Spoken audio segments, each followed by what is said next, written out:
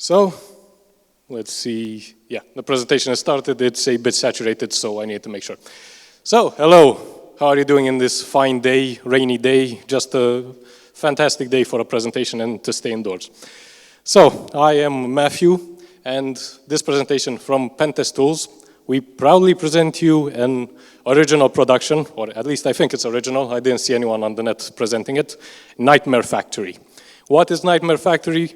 Do we consider CV nightmares? Do we consider ourselves factories, as in producing CVs? We will see. It may be all the above or none of the above. Anyway, I am your host, Matthew, and let's get into it. If it's the first time you're at one of my presentations, then hello, first time is a charm. It only goes downhill from here. But this is a fair warning. There will be funny content, memes, and jokes. I like to present information also in a manner that is catchy. So if jokes aren't your cup of tea, I'm not going to apologize for who I am, but hopefully you'll find also interesting information in there. So, a short summary of what I have done. My name is Matthew. I'm also known as Mel. I'm a offensive security research lead at pentesttools.com. I have been hacking stuff professionally for 8 years. Do not fall into the pitfall of years directly equals experience. It just means I'm old. Anyway, I found about 120 CVs in my 8-year span of professionally hacking stuff. This is an old number. I haven't updated it with the 15 or so CVs. It should be more, but I didn't count, so it doesn't matter. I have been a speaker to DefCamp before, first time in 2023 and then 2024, and also in Cluj-Napoca if people consider side quests. And because, again, I am too old to participate at ROCSC or ECSS, I am a mentor for the young generation up-and-coming hackers that are smarter than me. So, I would be... this work would not have been possible without the people present in this slide. So I have to acknowledge their work. Matei, Cătălin Ioviță, David Bosch, and Alexandru Postolache. They have helped me hack the stuff we are presenting today. So without them, this presentation wouldn't exist. So a round of applause for these people. And now, if anyone still reads the description these days, I won't shame you if you didn't, but in my description that I submitted to DefCamp, I said something along the lines that we at Pentest Tools are no stranger to a vulnerability, 2 vulnerabilities, or 166. That was a very specific number because our automated exploitation tool called Sniper had, at the time of submitting the speech or the call for papers, 166 vulnerabilities. Now it has 172, so I wrote this slide 2 weeks ago, and the guys worked so hard that it's not up to date anymore. So we have 172 vulnerabilities. Anyways, what do we do at the security research team? So our short-term goals were to find 0 days, as mentioned before. We have looked into different projects, either for because they were software that are well known, such as cPanel, or softwares that we got there through either third parties or pen test engagements, red team engagements, or so on and so forth. Anyway, we also have developed proof of concepts for 1 days that did not have any public proof of concepts. For example, Magento. Cătălin Philip did that in 2023 and presented it at DefCamp. We also did it this year with Magento Session Ripper. And also we have Roundcube, which we looked at how APTs attack Roundcube, the whole chain of XSS exploits to SQLi in order to exfiltrate all your emails. But for long-term goals, we want to find and develop new attack classes to actually contribute to the cutting edge of research and not just taking old attacks and applying them to new software. But if that was a lot of technical jargon for you, then you might know us non-technically as the professionally evil good guys. As for what we attacked this short period of time, as mentioned, we attacked cPanel, Dream Factory, which is the main contributor for why this presentation is called NightmareFactory, Sync Fusion, Git, Crafter, CMS, Odoo, and many more. But if I tried to fit in any more, then you would see nothing and it wouldn't be very interesting. So again, not everything we do is a resounding success. For example, in cPanel, we have reported 10 vulnerabilities, what we consider to be vulnerabilities, but it seems that was not the case. Out of those 10, 1 vulnerability was indeed valid, and it was acknowledged by cPanel.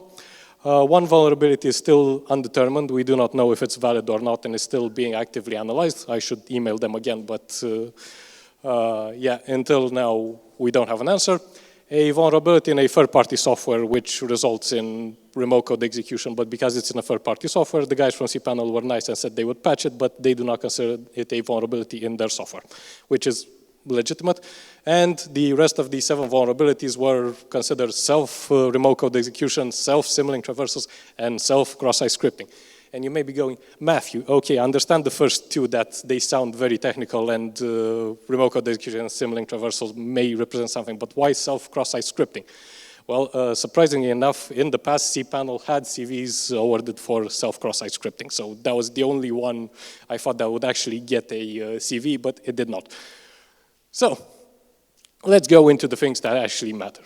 NightmareFactory, or in this case, Dream Factory. What is a Dream Factory? Dream Factory prides itself as being a code automation for securing REST API. We'll get into this word later, but it's not the best word to describe the software. For case study or how they represent themselves, they say that they serve the world's largest banks and tech companies. They have a 4.7 score on G2. It's probably something impressive, but I have no idea what it means. So yeah, you fill in the gaps for me. For who uses Dream Factory, we have ExxonMobil, Google Cloud. I don't know how Google Cloud uses this, but it's probably somewhere in their shop, or Toyota. You may have different mileage with any of these companies below and many more. So what do I know Dream Factory for? Well, this message hunts my nightmares. I do not know about you, but as a paranoid with accent on paranoid security tester, I do have long passwords. I do use them, but out of the frequently used passwords, which are 10 or more, although they go over 10 characters, not most of them go over 16 characters. So a software which I want to be vulnerable by default, asking me to make passwords which are 16 characters long at least is a high bar of commitment, which I'm not ready for. But then again, the backend does not care about the length of the specified front-end 16 characters, so I can live with that. But what did we actually find in Dream Factory? Well, we have 12 vulnerabilities which have been successfully reported to the vendor, and 1 0-day which we found while writing this presentation, so 2 weeks ago. And I still need to write that email to the vendor. I do have the familiar feeling that I've been here before, but I do not know when or how. It might just be the wind. And with that, let's get into some details. So out of the 12 vulnerabilities, we had 5 different types of RCs with 3 different classes of attacks. We had dangerous email behaviors, SQLIs, SQL injections, cross-site scripting, server-side request forgery, the good kind of server-side request forgery, the one where you have full control over the methods you send to the server and also to the headers. So if Eduardo Gavrila was in this room, he would be cringing because you can do a lot of shenanigans on API endpoints with all that control. There were also weak default passwords in the Docker environment. If you don't change them, then you're liable to being hacked. And also, this is a very technical vulnerability which I would like to present to you, but it's such low impact that you can only read files that if they're 1 line long, or you can arbitrarily delete files. It's not a deletion because you don't delete the file, but you replace the content with an empty string, so it's about the same effect. Anyway, the cool part about this is that if you change 2 or 3 vulnerabilities from this list, you get a 1-click remote code execution. 1 click because you need user interaction, but with the 0-day found, and unfortunately I cannot get into details with it, you can turn it into a 0-click. So you do not need any user interaction, and you can completely compromise any Dream Factory instance on the web if you have some information. So, first of all, let's go through the disclosure process, because half of the work is finding the vulnerability and the other draining part of the work is reporting it, which seems more than 50%. Anyway, for us, we have reported 2 vulnerabilities in Dream Factory to the ZDI project, the Zero-Day Initiative. One of them was accepted, and the other one, we were notified that there was a patch which was not yet implemented. We will talk about that later. For the rest of the 9 vulnerabilities we found in the actually in the second round of testing, we reported them directly to security@dreamfactory.com. Because we got no reply in about 15 days, on July 7th, we said, okay, let's try the support line from Dream Factory, which, again, no reply. And also, dumb ideas, but they work. We contacted the CEO on LinkedIn. out of all places. But that one worked. So the CEO got back to us the next day. We resent all 9 vulnerabilities to the CEO and to the security team and to the support team, just to be thorough. And again, on August 4th, we notified the developer about that vulnerability that was not accepted by ZDI, but we wanted to publish the research. So we notified them to be good guys. And on August 19th, that was the last email ever received from DreamFactory. So we have tried to reach them multiple times. We have reported new vulnerabilities to them, but they did not answer anything back to us. So on October the 1st, we set a hard deadline for them on November 13th, today, because we want to present our findings. So I do not know what year it is anymore after that boring part, but it's hacking time. So I would like very much the participation of the audience. We're going to have some mystery findings, which we call them. So we are going to see, in this case, some code. We're going to try to go through the code, and if the audience would know or would like to raise their hands in order to attempt to guess the vulnerability behind the scenes, then it would be very much appreciated. So can anybody or everybody see the text from here? Because okay, we have some yeses. Good. I won't let you read the text because it would take too long, but let's try going quickly through it. So we have an if method that goes very ironically, if this is secure. So again, the jokes write themselves. We have a password which calls the getPassword function, which takes our password from the user input. We have a temporary directory, which we don't care too much because it's the system's temporary directory. We have an extract directory based on the temp directory. We have a zip archive from PHP, which, again, not very relevant. It might have been interesting in some ways, but we did not find a way to exploit it. Unlinking the zip file, it does some server shenanigans, command separators, and then we get to the interesting part, to the part down here. Does anyone want to read it, or shall I read it for you? Come on, hands up. Okay, I see some hands. No? Okay, I see a hand back there.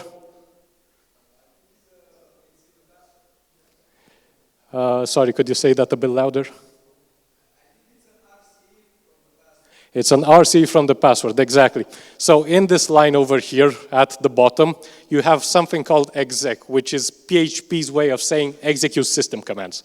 And in this whole field here, although we do not control the extract directory or the command separator, we do control password.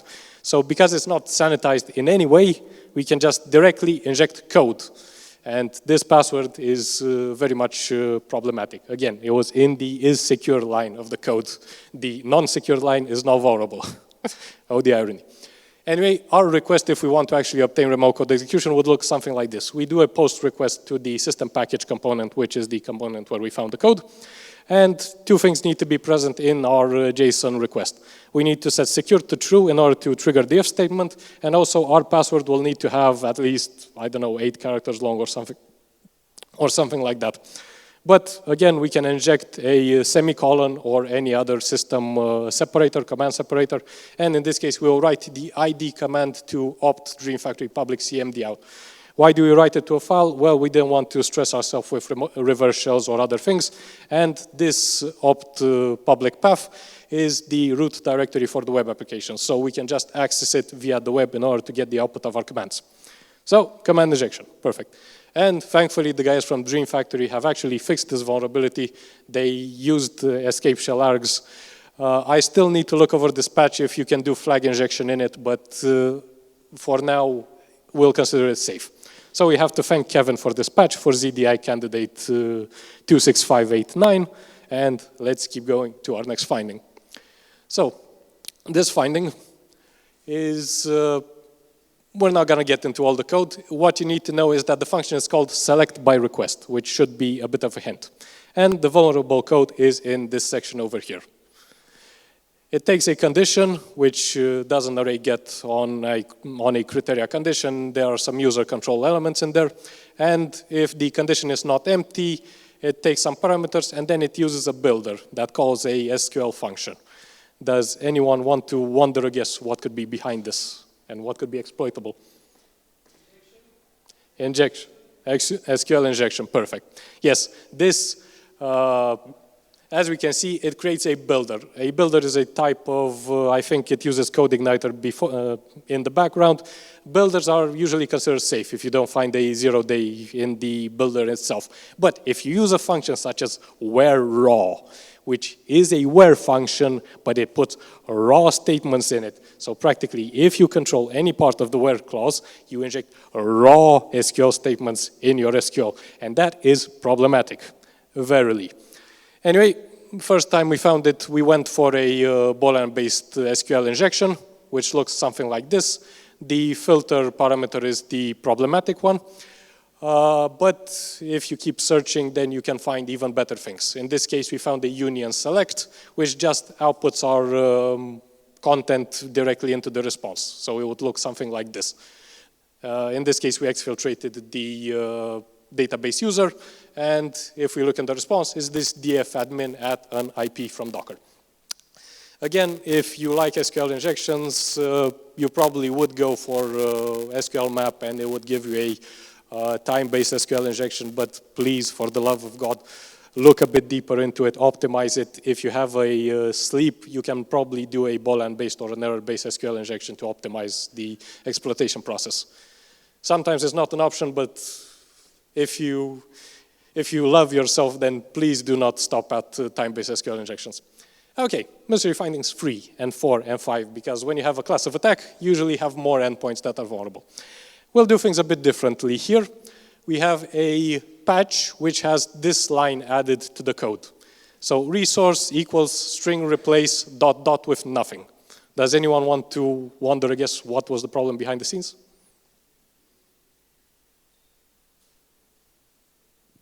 Yes? Maybe a path traversal, exactly. So some of the resources which are taken from the URI are passed to different functions which do try to resolve file names. In this case, we need to thank Alexander for coming with the patch for the directory traversal. And although we did not find any proof of concept online, we made our own. What was the thing? So we have this API v2 files, which accepts a path traversal in the resource, which is the URI. In this case, we did a ... public pathtrav, because again, that's where the web root is. So we write our own PHP files. If you look in the content, then you can see something strange. Besides our PHP content, which is get 0 and executes it with backticks, we also have some SVG tags. Why was this necessary? Well, it's due to the fact that DreamFactory also does the following thing. It has a whitelist of accepted files, and it tries to determine from the content what type of signature the file is. So it tries to do a file or something on it with a PHP library, and then if it's a XPHP file, you would not be allowed to upload it. But if it starts with SVG, it's considered an SVG file and it's safe. This was bypassed later, but in our first proof of concept, we did something like this. The file is successfully written to our path traverse path, and we can see it has been successfully written into the web root of our DreamFactory. From here, it is trivial to get remote code execution yet again.